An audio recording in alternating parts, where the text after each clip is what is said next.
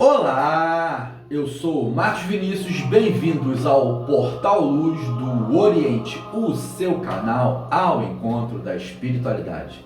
Falaremos hoje a respeito do Livro dos Mortos, o Livro dos Mortos egípcio, o Livro dos Mortos tibetano e o Livro dos Mortos espírita, contemporaneamente hoje conhecido como esse Livro dos Espíritos. Tá bom, minha gente? Então, antes disso, minha gente, dá o seu joinha, ative o sininho das notificações e se inscreva no canal, isso é muito importante. Vamos fazer essa luz reverberar, vamos fazer essa luz se multiplicar, vamos fazer essa luz estar em cada casa, em cada consciência, em cada coração. Tá certo? Namastê a todos vós. Continuando os nossos estudos, vamos fazer um pequeno adendo aqui, a respeito do que o kardecismo apregoava, a respeito da nossa vinda para este mundo, para a Terra, tá bom? E que houve, no mundo superior ao nosso, no mundo mais evoluído, houve uma grande guerra, há milhões de anos atrás. A Terra ainda era um planeta primitivo, mas já era dirigida pelo nosso mestre Jesus, pelo nosso mestre Yeshua.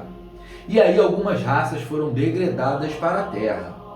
Dentre elas, a raça egípcia, a raça ariana dos brancos, a raça indiana e a raça dos hebreus. Esses povos erraram, eram errantes no mundo chamado Capela, na constelação de Capela, na constelação do Cocheiro, de onde, segundo Chico Xavier, seria o nosso paraíso perdido, de onde nós temos uma memória interna de um paraíso que nós fomos degradados, que nós saímos, que somos os filhos pródigos, tá bom? Então, toda a linguagem bíblica seria uma linguagem simbólica desse paraíso que se perdeu e que comemos o fruto do erro, do engano, e aqui estamos. O conhecimento do bem e do mal nos foi ofertado e dele nós nos fizemos valer. Tá bom, minha gente? Então, continuando, segundo Chico Xavier, os egípcios, eles eram, dentre essas raças, os mais evoluídos espiritualmente. Os egípcios eram os mais evoluídos espiritualmente. E dentro dessas raças, foi a raça que retornou para o plano espiritual mais rápido. A sociedade egípcia, ela era altamente iniciática. A sociedade egípcia, ela tinha um conhecimento prodigioso da espiritualidade e das ciências. Até hoje não se explica como foram feitas as pirâmides. Até hoje não se explica como é o processo de mumificação ao certo e o porquê aquilo era feito. Na verdade, os egípcios, como nós aqui na Terra hoje, na ciência, nós fazemos o pré-natal, tá, de uma criança que está vindo ao mundo, os egípcios faziam uma pré-morte. Eles preparavam as pessoas para o momento mais importante, que era o momento da morte. De voltarmos para o plano espiritual. Vou citar Platão de novo. Nós não somos um corpo que possui uma alma. Nós antes somos uma alma que veio de um mundo e que possui um corpo. Isso faz toda a diferença. Porque antes de sermos corpóreos, nós somos energia, nós somos espírito. Tá bom? E aí isso faz toda a diferença no entendimento. Então, minha gente, os egípcios, eles preparavam a morte, eles faziam o pré-morte, davam toda uma educação à pessoa para que quando chegasse no seu juízo final, ela fosse julgada no tribunal de Osíris, que é uma mitologia egípcia, do tribunal de Osíris e da deusa da justiça, da deusa Maat. Quem era a deusa Maat? Era a deusa da justiça egípcia. E a deusa da justiça, ela cumpria os seus atributos. Quando o defunto, quando a alma fazia a passagem para o outro lado, essa alma seria levada para o tribunal de Osíris, para o tribunal dos mortos. E ali ela seria julgada por entes superiores e principalmente pela deusa Maat. Maat tinha uma balança e uma pena na sua cabeça. Assim que a pessoa que fez a passagem chegava no tribunal de Osíris, ele tinha que pegar o seu coração e colocar em uma das balanças, num dos pratos da balança de Maat. No outro prato, a Maat botava a sua pena. Então, num prato estava a pena de Maat e no outro, o coração do candidato iniciado a passar para o mundo da luz, o mundo de Osíris, o mundo do sol luminoso. Se o coração do candidato fosse mais pesado do que a pena de Maat, esse candidato não passava para o mundo vindouro da luz, do mundo vindouro de Osíris. Lembrando que Osíris, na época, assim como Jesus aqui, era um ser solar, era um ser luminoso. Tá bom, minha gente? Então, essa mitologia já conta que o ser era preparado para chegar no outro lado com o coração puro, não podia ter peso no coração. E ali está implícito o coração. Ele tirava o coração e botava na balança de Maat, em um dos pratos. Se pesasse mais do que a pena, esse candidato não era aprovado no tribunal de Osíris, o justo, o solar. Tá bom? Então, minha gente, daí vem o livro dos mortos egípcio, onde o candidato que passava, ele ganhava a cruz ansata. Eu vou colocar aqui a cruz ansata para vocês. A cruz ansata, ela é o símbolo da imortalidade da alma. E os egípcios sabiam perfeitamente, antes mesmo da vinda de Cristo, da imortalidade da sua alma. E buscavam o pós-morte. Tinham um conhecimento prodigioso. Mas assim como toda a sociedade, ela tem a sua ascensão e queda. E a partir de um dado momento, o Egito entrou em queda espiritual, material, tá? E de conhecimento. E aí, todo aquele conhecimento prodigioso, iniciático dos faraós, do Akenaton e de outros faraós altamente iniciados, foi se perdendo. Quando chega ali no Ramsés, já está em decadência, quando surge Moisés para resgatar o conhecimento. Lembrando que Moisés é criado junto dos egípcios. Moisés era iniciado na fraternidade iniciática egípcia, na fraternidade osiriana de Osíris. E ele trazia isso com ele. E aí, depois, quando ele recebe as tábuas da lei, ele pertence a duas tradições, a tradição osiriana do tempo anterior a ele e a tradição que ele veio trazer, que era a tradição hebraica, do hebraico, da língua dos anjos, que foi entregue a Moisés.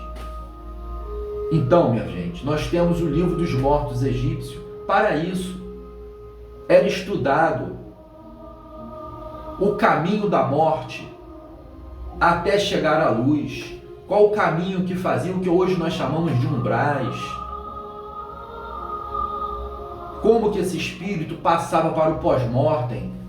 Como que era essa passagem? O que era a imortalidade da alma? O que o ser deveria fazer quando chegasse do outro lado? Que tipo de procedimentos teria que ter? Isso era muito importante para os egípcios. Mas nós temos uma outra sociedade, também iniciada, os tibetanos, que vieram de um outro reino, o reino de Aldebaran, de uma outra estrela, também foram degradados, os japoneses, os chineses, os tibetanos, a raça amarela. Esses vieram de outro mundo, não vieram de Capela. Vieram de Aldebaran. A bandeira japonesa é o sol de Aldebaran, é o mundo de Aldebaran. É uma luz vermelha, não é um sol amarelo. Já repararam? É a reminiscência que eles têm de onde eles foram degradados, do mundo que eles vieram. E lá no Tibete nós temos também o Livro dos Mortos, com o mesmo intuito, ensinar como vai se romper a roda de Sansara, a roda das encarnações, que nascer, morrer, viver, crescer, morrer, viver, renascer, e assim nós ficamos nesta roda das reencarnações, que eles denominavam de roda de Sansara, nesse aprisionamento, nesse mundo primitivo, nesse mundo de dor e sofrimento, e segundo o kardecismo, de provas e expiações. Então, minha gente, aqui hoje em dia nós temos um outro livro dos mortos, contemporâneo, que vai lembrar o livro dos mortos egípcio e o livro dos mortos tibetano, que é o livro dos espíritos. O que é o livro dos espíritos trazido por Allan Kardec, se não o livro dos mortos? É um livro ditado por espíritos que não estão mais encarnados na matéria. Como é do outro lado? O que fazer do outro lado? O que acontece quando a gente passa para o outro lado da vida? O livro dos espíritos, ele é o nosso livro dos mortos contemporâneo. Então, minha gente, isso faz toda a diferença. A gente descobrir, perceber que nós não somos um corpo que possui uma alma, e sim uma alma que possui um corpo, porque a alma, ela antecede, ela precede o corpo físico. Nós também fomos degradados para este plano, para este mundo. Só que nós não somos mais um mundo primitivo. Nós hoje somos um mundo de provas e expiações e estamos no limiar para passar para o mundo de regeneração. Já falamos sobre isso. Tá certo? Estamos no limiar dessa transição planetária. Por isso, tudo isso está ocorrendo no planeta. Os cataclismos, as guerras, os desencarnes coletivos, as pandemias, o que o kardecismo chama de flagelos. Os flagelos estão ocorrendo para ver a separação do joio e do trigo. Algumas almas serão levadas para mundos superiores, outras para mundos mais inferiores do que a Terra, ou seja, planetas primitivos, almas muito brutas. Os Hitlers da vida, os Mussolinis da vida serão levados, ditadores, os sanguinários, serão levados para mundos primitivos. Mas eu tenho uma boa notícia. Segundo informações passadas por Chico Xavier, a partir do ano 2000, não encarna mais na Terra almas trevosas do naipe do Hitler. Está havendo uma renovação. Quem é trevoso está sendo levado para o planeta primitivo, para reiniciar, dar um start naquele planeta, ensinar a fazer roda, ensinar a fazer o fogo, ensinar a mexer com as ferramentas, tá bom? Utensílios para sobrevivência, assim como no tempo das cavernas. Esse pessoal vai ser levado para lá. E as pessoas que estão encarnando aqui agora, que estão vindo também de outros mundos, foram degradados de outros mundos superiores à Terra, vão nos ensinar coisas que nós não pensávamos. Não são mais almas trevosas. Olha as crianças que estão nascendo por aqui, crianças que já têm o dom da música, crianças que têm a matemática no sangue, fazem contas de cabeça como ninguém faz, são verdadeiros Pitágoras encarnados. Homens da ciência chegarão aqui, os Mozart, os Chopins, todos irão encarnar aqui, os Leonardo da Vinci da vida vão encarnar aqui, para que a Terra dê um salto no nível científico, no nível artístico, no nível espiritual. A Terra deixará de ser materializada para ser uma Terra mais espiritualizada. Tudo isso é conhecimento. Os nossos ancestrais, muitos deles, estão passando esse conhecimento para a gente. Ancestrais egípcios, ancestrais tibetanos, ancestrais indianos, ancestrais que vêm de civilizações antigas, e que já alcançaram um certo grau de evolução espiritual. São nossos guias e mentores que estão nos ajudando. Então, minha gente, é isso. O livro dos mortos contemporâneo é o livro dos espíritos.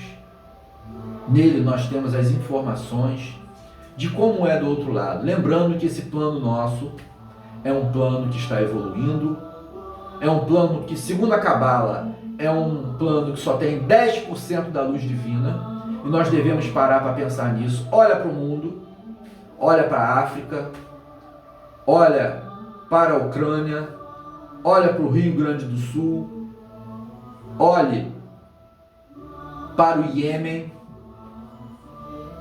olhe para a faixa de Gaza, para Israel e para a Palestina. Olhe para a África, aqueles que passam fome, aqueles que passam por doenças como o ebola. É um mundo de dor e sofrimento. Por isso Cristo dizia, meu reino não é deste mundo. Ele deixou muito claro, ele veio de outro mundo, um mundo luminoso, um mundo que é do Pai. E o nosso mundo é um mundo que está sendo resgatado. Aqui, nós ainda não estamos vivos no sentido pleno da palavra. No gnosticismo antigo, Cristo, ele era conhecido como Jesus, o vivo. Só ele era o vivo. O resto, estávamos dormindo no reino da morte, no reino da terra, no reino dos caveiras, que é o que nós somos, caveiras. Pura e simples caveiras. A pele, cabelinho, apenas disfarça quem realmente nós somos. Por isso Buda dizia que esse plano é uma ilusão. Nós nos iludimos, nós nos auto-iludimos na frente do espelho, arrumando cabelinho, pintando cabelinho, passando desodorante, escovando os dentes. Porque se nós não fizermos nada disso, como que a gente fica? Os nossos pelos corporais como primatas, nós fazemos sexo como animais, defecamos como animais. O cheiro da nossa boca, se não escovar o dente, não é bom. O cheiro das nossas axilas, pelas questões hormonais, também não é agradável. Nós disfarçamos. Quem somos nós? Somos cheios de bactérias no cabelo, nos ouvidos, na língua, na boca, na pele, no intestino, nos nossos órgãos internos. Somos senhores e senhoras de bactérias. Seres de mundos superiores que nos olham, vê um bando de bactérias. Então, quem somos nós? Que tanta vaidade, que tanto orgulho é esse? São reflexões de um mundo que está ainda decaído na matéria, na materialidade. Nós ainda estamos errando por materialidade. Já disse, parece que Cristo veio ao mundo para dar um Honda Civic, um carro do ano para cada um. Foi Deus quem me deu. Então, gente, vamos refletir. Vamos pensar. O que a gente vai levar para o outro lado? É a casa que a gente comprou? É o carro que a gente obteve? É o nosso computador, o nosso celular bonitinho que dá cambalhota? O que a gente vai levar para o outro lado? São as boas obras? Foi o amor que a gente deu? O que a gente vai levar para o outro lado? Tá bom? Então deixo vocês com essas reflexões para que vocês entendam em que mundo nós estamos. Por que a Bíblia chama de um mundo do vale da sombra e da morte? Da sombra, 10% de luz, o resto é sombra. E da morte, caveiras. O que nós somos? Caveiras. Ainda não somos seres vivos, despertos, acordados. Estamos no mundo como que sonhando, na materialidade, na densidade, no reino da morte, da dor e do sofrimento. Vamos despertar para um novo mundo, para um mundo regenerado, para um mundo que daqui a um dia ou um tempo, como uma borboleta, a gente, enquanto lagarta, entre no nosso casulo para meditar, para entender e saia de lá transformados como uma borboleta. transmutados e possamos voar para mundos superiores da luz maior. Namastê a todos vocês. Até o próximo vídeo.